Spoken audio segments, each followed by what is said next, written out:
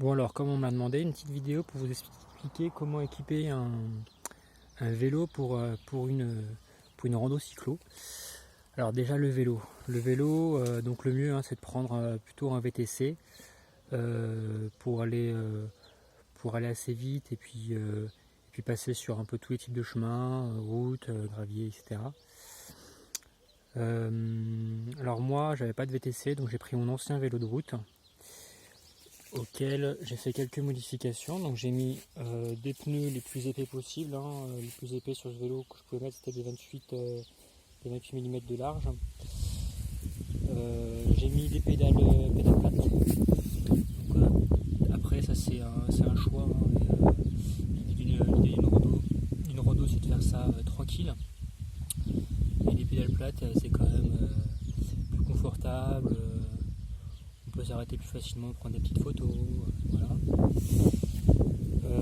Point important aussi, donc les véloroutes sont jamais équipés forcément, donc il faut la petite béquille. C'est plutôt la grosse béquille puisqu'il faut quand même que le vélo puisse soutenir un poids assez important. Donc voilà, après ça se trouve dans n'importe où.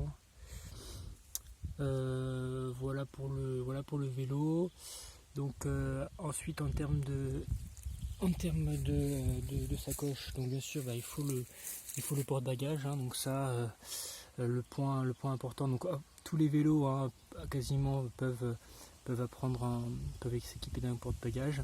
Ce qui est important c'est d'avoir des petits inserts, des petits trous là en haut de la jante pour y visser le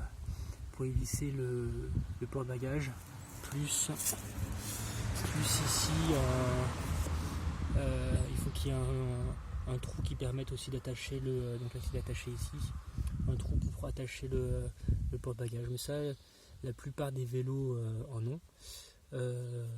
Donc en fait en gros tous les types de vélos conviennent pour une rando cyclo. Les seuls qui ne conviennent pas ce seraient les vélos de route très spécialisés de route.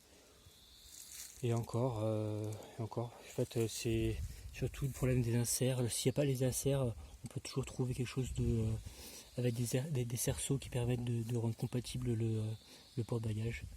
Donc voilà, en fait, pour le vélo, il faut essayer d'en prendre un pas trop lourd, parce que tout kilo de gagné, c'est ça de gagner en effort dans les montées.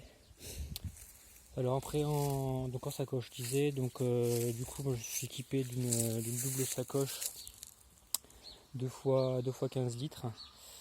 Voilà, c'est le truc de base chez Decathlon. J'en suis pas servi, mais il y a des petites attaches là pour mettre des loupiottes si on a besoin. Voilà, après j'ai pris ce qui traînait chez moi en termes de petites sacoches assez pratiques pour y mettre du bazar. Donc là c'est plutôt ma sacoche où j'y mets mes outils pour le vélo, donc chambre à air,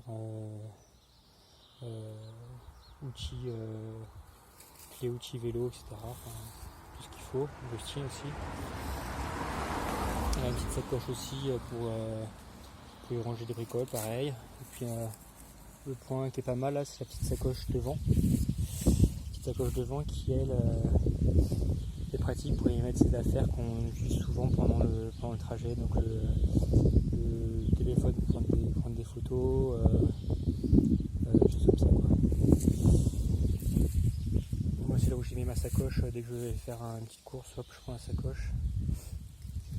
Donc aussi les cadenas, ça c'est aussi important, faut se méfier quand moi j'attache mon vélo la nuit, on ne sait jamais ce qui peut se passer.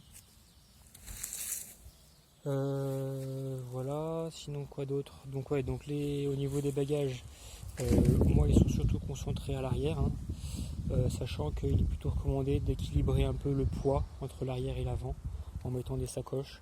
Donc c'est pas ce que j'ai fait, mais bon. Et ce qui est important aussi c'est de ne rien porter sur le dos. Donc ça c'est vrai que ça fait c'est un poids sur le dos, c'est c'est une sensation de 10 fois plus lourd que si tu étais sur le vélo, donc autant tout mettre sur le vélo.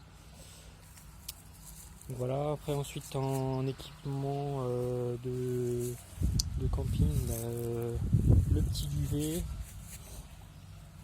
duvet là en mode trekking pour qu'il soit le plus compact possible. Pareil pour la tente là qui est au-dessus. Donc pareil, là, ça c'est une tente qu'on m'a gentiment prêtée, tente de trekking de place, très pratique. Et ensuite en dessous le matelas. Donc voilà, j'ai pris ce que j'avais, c'est un peu mastoc. Mais bon, ça rentre. Hein. L'idée c'est que ça fasse une forme qui tient à peu près et avec laquelle on peut faire des bornes. Ensuite en termes de petit équipement. Donc alors moi j'ai donc ce que je conseille c'est d'avoir un appareil, un équipement GPS pour la trace. Donc moi j'ai pris tout simplement ma montre qui permet de charger une trace GPS et de la suivre, ce qui est très pratique.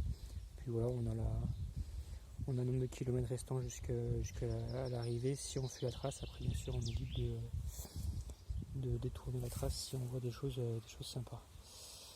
Voilà aussi très important, si vous voulez faire du tourisme comme moi, prendre plein de photos des vaches, des églises, ou si vous voulez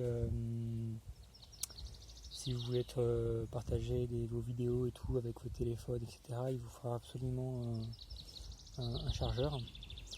Donc du coup ce que j'ai pris moi c'est une batterie externe solaire, voilà, qui est tout le temps accrochée ici, donc en plein soleil.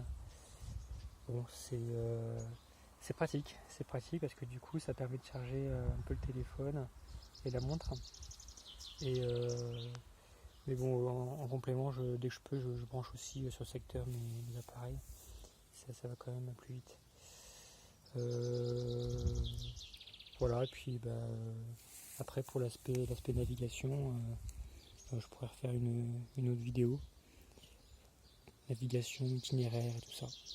Voilà, si vous avez des questions, n'hésitez pas.